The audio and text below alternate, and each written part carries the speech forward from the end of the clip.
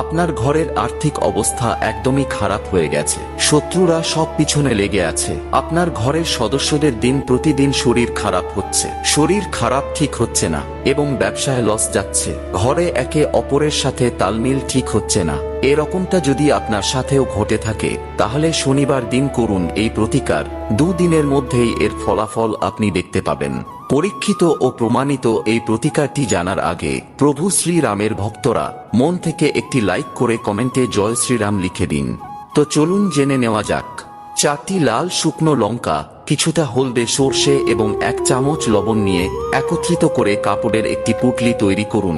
তারপর শনিবার সন্ধ্যাবেলায় পুঁটলিটি আপনার প্রত্যেকটি ঘরের কোণাতে স্পর্শ করিয়ে পরের দিন অর্থাৎ রবিবার সন্ধ্যাবেলায় লোকেদের চোখের আড়ালে পুঁটলিটি 4 রাস্তার কোনো মোড়ে ফেলে দিন।